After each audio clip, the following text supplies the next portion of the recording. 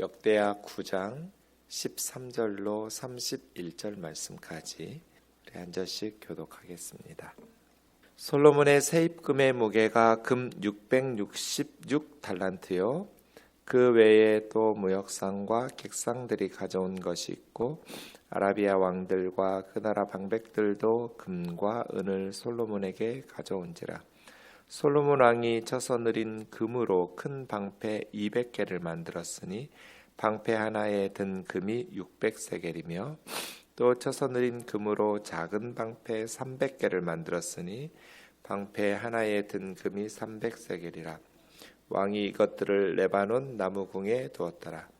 왕이 또 상아로 큰 보좌를 만들고 순금으로 입혔으니 그 보좌에는 6층계와 금 발판이 있어 보좌와 이어졌고 앉은 자리 양쪽에는 팔걸이가 있고 팔걸이 곁에는 사자가 하나씩 섰으며 또 12사자가 있어 그 층계 6층계 양쪽에 섰으니 어떤 나라에도 이같이 만든 것이 없었더라.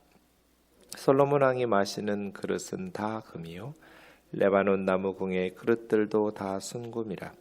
솔로몬의 시대에 은을 귀하게 여기지 아니함은 왕의 배들이 후람의 종들과 함께 다시스로 다니며 그 배들이 3년에 1차씩 다시스의 금과 은과 상아와 원숭이와 공작을 실어옵니다라. 솔로몬 왕의 재산과 지혜가 천하의 모든 왕들보다 큰지라.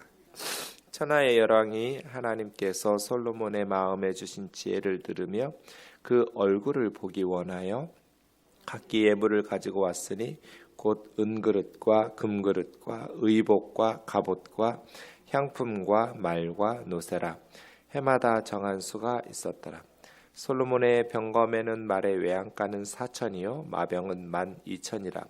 병거 성에도 두고 예루살렘 왕에게도 두었으며 솔로몬이 유브라데 강에서부터 블레셋 강과 애굽 지경 왕이 예루살렘에서 은을 돌같이 흔하게 하고 백향목을 평지에 뽕나무같이 많게 하였더라. 솔로몬을 위하여 애굽과 각국에서 말들을 가져왔더라. 이 외에 솔로몬의 시종 행정은 선지자 나단의 글과 실로 사람 아이야의 예언과 선견자 이또의 묵시책 곧 이또가 느밧의 아들 여로보암에 대하여 쓴 책에 기록되지 아니하였느냐.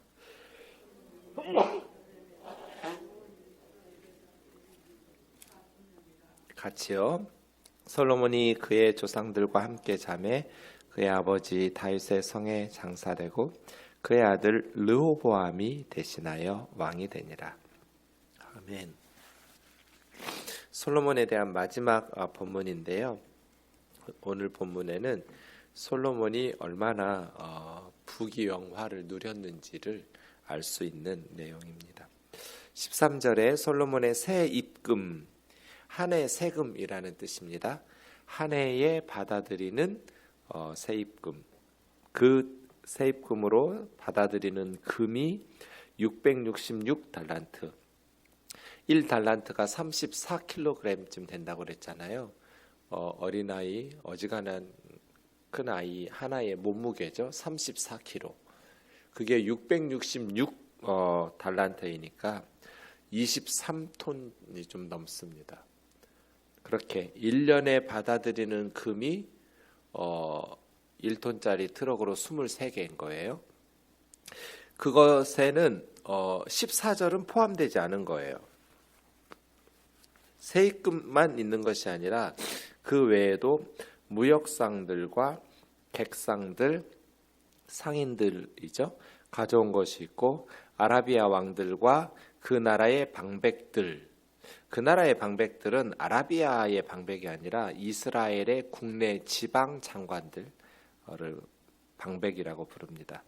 지방의 장관들도 금과 은을 솔로몬에게 가져왔다고 말합니다. 솔로몬 왕이 쳐서 느린 금으로 큰 방패 200개, 200개의 큰 방패를 만들었고 큰 방패 하나에는 금이 600세겔, 6.9kg 정도예요. 그리고 작은 방패 300개를 만들었는데 작은 방패 하나에 들어간 금은 300세겔. 그러니까 절반 정도 금이 들어간 거죠. 예, 한 3kg 좀 넘게. 그래서 왕이 이 큰 방패와 작은 방패를 레바논 나무 궁, 그러니까 이 금으로 만든 큰 방패와 작은 방패는 전투용이 아닌 거예요. 전투용이라면 왕궁에다가 전시해 놓았겠어요? 그러니까 그냥 전시용인 거죠. 왕이 또 상아로 큰 보좌를 만들었는데 순금으로 입혔고 그 보좌에는 6개의 계단, 층계가 있었고 금 발판이 있어서 보좌와 이어지게 만든 왕좌인데 양쪽에 팔걸이가 있고 팔걸이 곁에 사자를 하나씩 세우고 또 12사자를 금으로 만들어서 6층계 양쪽에 한 층계에 2개씩 12개의 사자를 금으로 만들어서 또 세워놓습니다. 어떤 나라에도 이와 같이 만든 것이 없었더라 이렇게 말합니다. 사실은 왕이 금을 모으는 것은 그렇게 바람직한 것은 아닙니다. 그만큼 백성들의 세금 부담이 늘어나기 때문이죠. 어쩔 수 없이 나라를 지키기 위해서 전투용으로 만든다면 모르겠지만 이렇게 왕궁에다가 전시해 놓을 방패를 큰 방패 200개, 작은 방패 300개, 500개씩이나 만들어 가지고 전시해 놓고 늘여놓은 것, 그리고 자기가 앉는 보좌를 엄청 크게 큰 보좌를 만들어 놓고 다 외국에서 수입하는 상아와 금으로 그렇게 화려하게 했던 것이 썩 이렇게 긍정적이진 않죠. 20절 솔로몬 왕이 마시는 그릇은 다 금이고 레바논 나무 궁의 왕궁의 그릇들도 다 순금이라. 솔로몬 시대에는 은을 귀하게 여기지 아니함은, 그러니까 뭐 은으로는 뭘 만들었다는 내용이 없죠. 열왕기상 10장 21절에 보면 은으로는 아무것도 만들지 않았다 그렇게 표현이 나오고요. 은은 보석에 귀금속 축에 들지도 못했다 이런 의미이겠죠. 왕의 배들이 이제 해상 무역도 매우 성공적이어서 후람의 종들과 함께 다시스, 스페인 남쪽에 있는 도시가 다시스잖아요. 그러니까 지중해 끝까지 간 거예요. 그렇게 서쪽 끝에 있는 다시스까지 가서 이 배들이 3년에 한 번씩 정기적으로 금, 은, 상아, 원숭이, 공작을 실어왔다. 그러니까 온 세계의 사치품들이 곳곳에서 예루살렘 솔로몬에게로 수입되게 된 것이죠. 솔로몬 왕의 재산과 지혜가 천하의 모든 왕들보다 큰지라. 하나님께서 약속 지키신 거잖아요. 전무후무한 복을 주셨어요. 재산과 지혜가, 솔로몬은 백성들을 잘 다스릴 수 있는 지혜와 지식만 달라고 하나님께 구했어요. 하나님 너무 기뻐서 네가 부나 재물이나 영광이나 원수의 생명을 구하지 않고 장수들을 구하지도 않고 내 백성들을 잘 다스릴 수 있도록 지혜와 지식을 구했으니 내가 너가 구하지 않은 부와 재물과 영광도 줄 거라고. 네 전의 왕들도 이런 일이 없을 것이고 너 후의 왕들도 너와 같은 부와 재물과 영광을 누리지 못할 거라고 하나님께서 약속하셨는데, 하나님께서 솔로몬의 약속하신 대로 신실하게 22절에 보면 지혜뿐 아니라 재물도 천하의 모든 왕들보다 크게 주셨죠. 스바야 왕이 어제 우리가 솔로몬의 지혜를 보기 위해서 많은 금과 또 보석과 향품을 가지고 왔다고 이야기했었는데, 오늘 23절에 보면 스바야 왕뿐 아니라 천하의 열 왕이 하나님께서 솔로몬 마음에 주신 지혜를 듣고 그의 얼굴을 보기 원해서 예물을 들고 찾아왔다고 말합니다. 그러니까 솔로몬은 지금으로 하면 월드스타예요. 월드스타. 그냥 오겠어요? 은그릇, 금그릇, 의복, 갑옷, 향품, 말, 노새 이렇게 가져오는데 해마다 정한 수가 있었더라.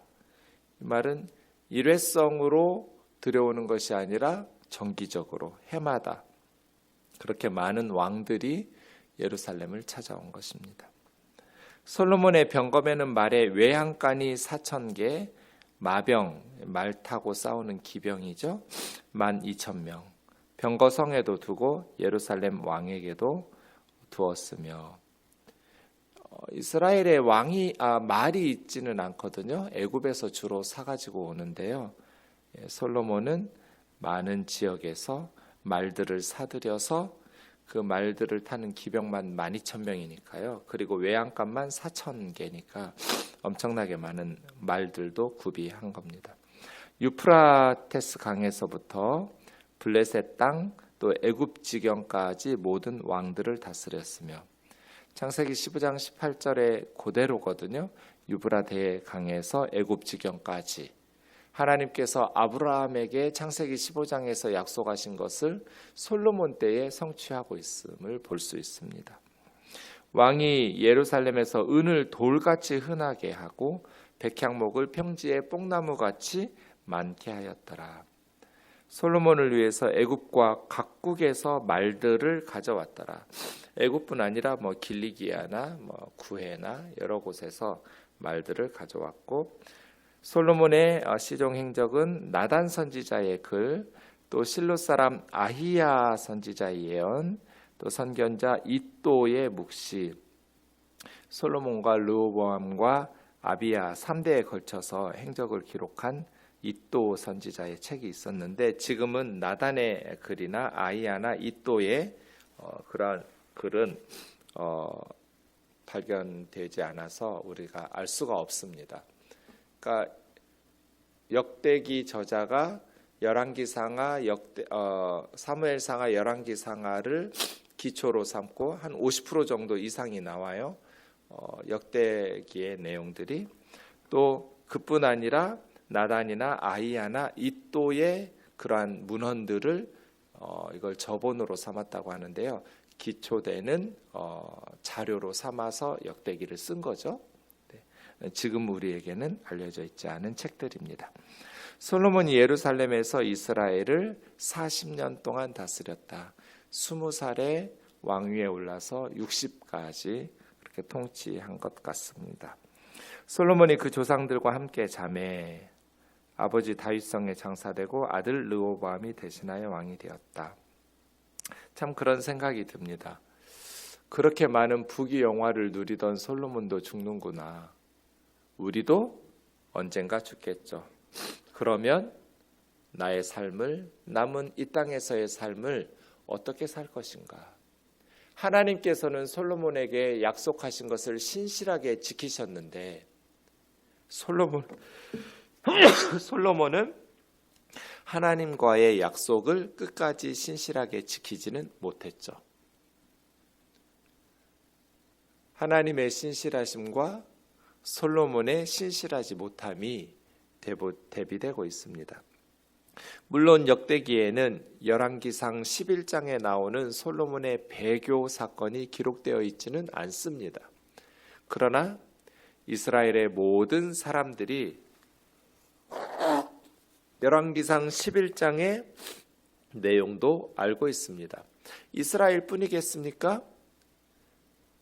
이스라엘 주변의 모든 나라 사람들이 솔로몬의 마지막 모습들을 알고 있었을 것이고 또 그 이후에 그의 아들 때에 하나님께서 심판하셔서 나라를 두 동강이 내고 점점 외적의 침입으로 솔로몬이 통치하고 있었던 영토를 빼앗기게 되고 주변 나라로부터 갑자기 이스라엘이 무너져 내리는 것을 보고 듣게 한 장본인이 솔로몬이죠.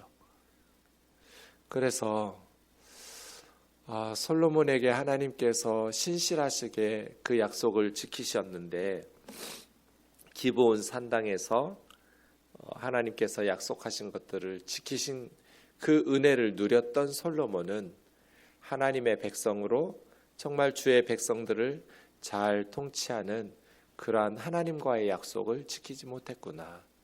그래서 나라가 그렇게 부귀영화를 누리던 나라가 한순간에 무너져 내리고 솔로몬이 쌓아두었던 모든 것들을 외국에 빼앗기게 되는 비참한 나라를 만든 장본인이 되었구나. 하나님의 말씀에 순종하면서 하나님 기쁘시게 하는 그러한 저와 여러분의 삶이 되기를 주의 이름으로 축원합니다. 언젠가 죽습니다. 솔로몬도 죽잖아요. 우리가 주님 앞에 섰을 때 잘했다, 착하고 충성된 종이라고 칭찬받는 그리스도인으로 살기를 원합니다. 기도하겠습니다. 사랑하는 하나님 아버지, 감사합니다. 하나님께서 솔로몬에게 전무후무한 부귀영화를 베풀어 주셨습니다. 하나님은 기브온 산당에서 약속하신 것을 신실하게 지켜주셨습니다.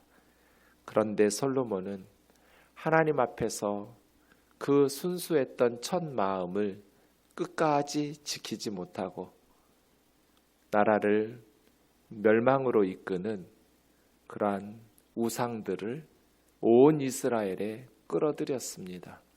하나님의 경고에도 하나님의 명령에도 아랑곳하지 않고 그렇게 멸망으로 이끄는 어리석은 노년의 삶을 살게 되었습니다. 자비하신 하나님 아버지, 그러한 부귀영화를 누리던 솔로몬이 죽었습니다. 우리도 언젠가 주님 앞에 설 텐데 우리의 남은 삶을 끝까지 충성된 믿음의 사람으로 살아갈 수 있도록, 아니 우리의 겉사람은 후패하지만 속사람은 날로 더 새로워져서 주님 앞에 더 겸손하고 순수한 주의 자녀로 살아가게 도와 주시옵소서. 예수님의 거룩하신 이름으로 기도하옵나이다.